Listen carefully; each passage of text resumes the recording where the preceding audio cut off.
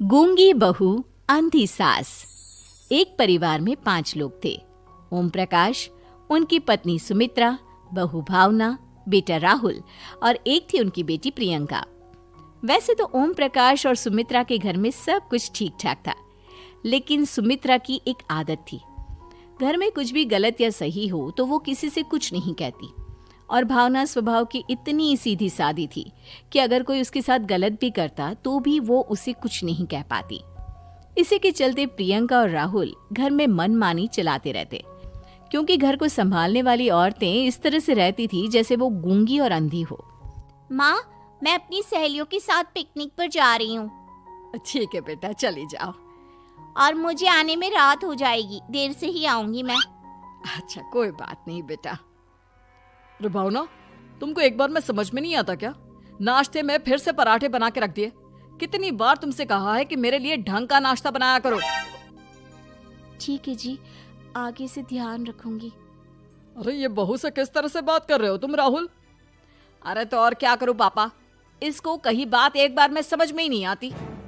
सुमित्रा, तुम अपने बेटे को समझाती क्यों नहीं? बहू से बात करने का ये क्या तरीका है? अरे जिसकी जैसी मर्जी आए करो, मुझे क्या। भावना बेटा, तुम भी तो कभी कुछ कहा करो। इस तरह क्यों सबकी बातें सुनती रहती हो? कोई बात नहीं पापा जी, सब ठीक है। रात को काफी देर तक प्रियंका घर नहीं आती और जब वापस लौट कर आती है तो एक लड़की के साथ बाइक पर बैठकर सुमित्रा और भावना दोनों ही प्रियंका को लड़की के साथ देख लेते हैं। आज तो जोर से डांट पड़ने वाली है, लेकिन मैं डर क्यों रही हूँ? माँ तो सब कुछ देखकर भी अंधी बनी रहती है। और रही बात भाभी की, वो किसी को कुछ नहीं बताने वाली। कहने को भगवान ने आवाज दी है, लेकिन गूंगी है गूंगी। अरे प्रियंका बेटा, इतनी रात को कॉलेज से लौट कर आ रही हो? कहाँ गई थी तुम? पापा, वो सहेली के घर पर थी, पढ़ाई करने के लिए रुक गई थी। अच्छा, ठीक है, जाओ अपने कमरे में जाओ और सो जाओ। सुमित्रा ने अपनी बेटी को एक लड़की के साथ इतनी रात को आते देखकर भी उससे कुछ नहीं कहा और भावना ने भी इस बारे में किसी से कोई बात नहीं की। कुछ दिनों के बाद मामा जी का फोन आया था। उन्होंने प्रियंका के लिए कोई रिश्ता ढूंढा है। लड़के वाले उसे देखने आ रहे हैं। अरे मुझे नहीं करनी शादी वादी, किसी लड़की को बुलाने की कोई जरूरत नहीं है। ये तुम क्या कर रही हो प्रियंका बेटा? तुम्हारी शादी की उम्र हो चली है और तुम्हारे मामा जी ने बहुत अच्छा रिश्ता बताया है। पापा, अब जिद क्यों कर रहे हैं? और आप क्यों मेरी मर्जी के खिलाफ शादी कराना चाहते हैं? अरे माँ, इसको समझाइए ना। आपकी बेटी, आप तो बस चुपचाप सब कुछ होते हुए भी देखती रहती हैं। अरे तो क्या कहूँ, और मेरे कहने से क्या हो जाएगा? वैसे भी गलत क्या हो रहा है, सब कुछ सही तो है। भावना बहू, देखो तो प्रियंका हमारी बात नहीं समझेगी, लेकिन वो तुम्हारी हम उम्र है। क्या पता तुम्हारे कहने से उसे कुछ समझ में आ जाए। नहीं पापा जी, मेरे कहने से कुछ नहीं होगा। मैं प्रियंका को कैसे समझा सकती हूँ? वो ननद है मेरी, कहीं मेरी किसी बात का बुरा मान गई तो?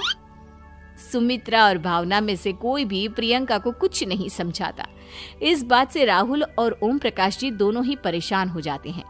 और फिर जब लड़का प्रियंका को देखने के लिए आता है, मुझे आपकी बेटी बहुत पसंद है, मैं उसके साथ शादी करने के लिए तैयार हूँ।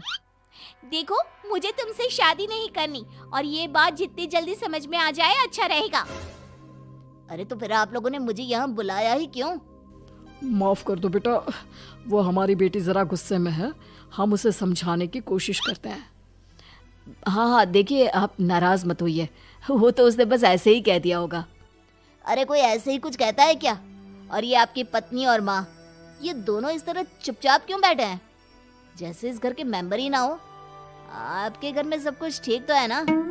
अरे सब कुछ ठीक है बेटा। सुमित्रा, समझाओ ना अपनी बेटी को। अरे क्या समझाऊं, क्या होगा समझाने से? सब ठीक ही तो हो रहा है, गलत क्या हो रहा है? भावना, प्रियंका को अंदर लेकर जाओ और उससे समझाओ कि कितना अच्छा रिश्ता है। इतना अच्छा लड़का है, इस तरह से बिहेव ना करे। नहीं जी, मैं किसी से कुछ नहीं कह सकती जी। अरे अजीब परिवार है, मुझे तो यहाँ से निकलना पड़ेगा। इस तरह से तो आपकी बेटी की शादी किसी से नहीं हो सकती। जिसके घर की औरतें गूंगी और अंधी बनकर बैठ जाए, उस घर का कुछ नहीं हो सकता। ओम प्रकाश और राहुल सुमित्रा और भावना की हरकतों की वजह से बहुत परेशान हो जाते हैं। एक दिन वो दोनों आपस में बात करते हैं। पापा, समझ में नहीं आता कि भावना और माँ को कैसे समझाया जाए। सही कहते हो बेटा, तुम और मैं काम के सिलसिले में सारा दिन घर के बाहर रहते हैं और घर की दोनों औरतें जिन्हें सारा घर संभालना चाहिए गूंगी और अंधी बनकर बैठी हैं। पापा आप ही बताइए इसका क्या उपाय है। मेरी तो कुछ समझ में नहीं आता बेटा, लेकिन हमें कुछ तो करना पड़ेगा क्योंकि इन सब की वजह से प्रियंका बहुत ज्यादा बिगड़ती जा रही है। तुमने देखा उसे किस तरह से बिहेव किया था। अरे लेकिन पापा हम करेंगे क्या? हमें एक नाटक करना होगा। कुछ दिनों के लिए हम भी गूंगे और बहरे बन जाते हैं, उसके बाद इन दोनों औरतों को अकल आएगी। हाँ पापा, शायद आपकी बात ठीक है। हम दोनों हर बार बात को संभाल लेते हैं और इसी वजह से माँ और भावना कुछ भी करने की कोशिश ही नहीं करते। और फिर अगले दिन, भावना, नाश्ते में क्या बनाया है? जी पराठे बनाए हैं। मेरे लिए पोहा बना दो। अच्छा जी ठीक है, अभी बना देती हूँ जी। बहू, नाश्ते में क्या बनाया है? पापा जी पराठे हैं और पोहे बन रहे हैं। अरे बहू, मुझे तो उपमा खाने का मन था, मेरे लिए उपमा बना दो। ठीक है पापा जी, अभी बना देती हूँ। भाभी जल्दी से जरा मेरा कॉलेज का टिफिन तो पैक कर देना। और सुनो, मुझे ना भिंडी की सब्जी खाने का मन है। सुमित्रा चुपचाप बैठी बैठी सब कुछ देख रही थी। उसने किसी से कुछ भी नहीं कहा और ये देखकर भावना को मन ही मन गुस्सा आ रहा था, लेकिन वो किसी से कुछ नहीं कह रही थी। उसे लग रहा था कि ओम प्रकाश जी जो हमेशा उसकी साइड लेते थे वो भी आज चुपचाप बैठे हुए थे। शाम के वक्त प्रियंका अपने बहुत सारे दोस्तों को लेकर घर आती है और उधर दूसरी तरफ से राहुल भी अपने ऑफिस के दोस्तों को लेकर घर आ जाता है। प्रियंका अपने कमरे में तेज म्यूजिक चलाकर डांस करती है और राहुल अपने दोस्तों के साथ बैठकर जोर जोर से हंस रहा था। प्रियंका और राहुल मिलकर पूरे घर को अस्त व्यस्त कर देते हैं, लेकिन भावना उनसे कोई शिकायत नहीं करती और सुमित्रा जी भी चुपचाप बैठी रहती है। लेकिन भावना और सुमित्रा के अंदर का गुस्सा धीरे धीरे बढ़ रहा था। फिर रात को ओम प्रकाश और राहुल एक दूसरे से बातें करते हैं।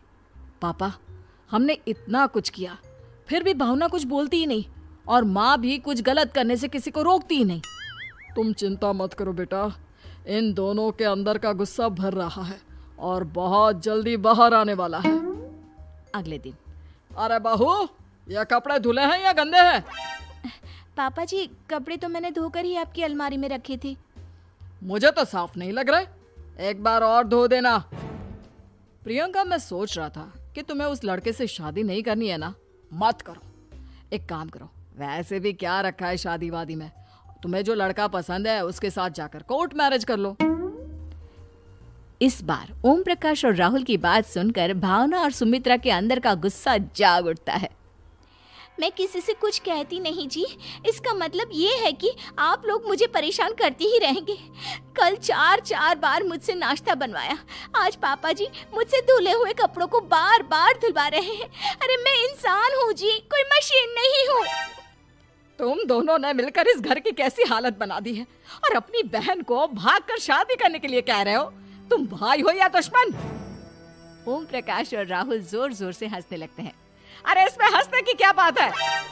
हम लोग यहाँ इतने परेशान हो रहे हैं जी, तुम लोगों को ऐसी हरकत करने के बाद भी हंसी आ रही है। ये क्या कर रहे हैं जी आप दोनों? यही तो हम चाहते थे कि सुमित्रा तुम अंधी होकर ना बैठी रहो। घर में कुछ भी गलत हो तो उसे रोकने की कोशिश करो।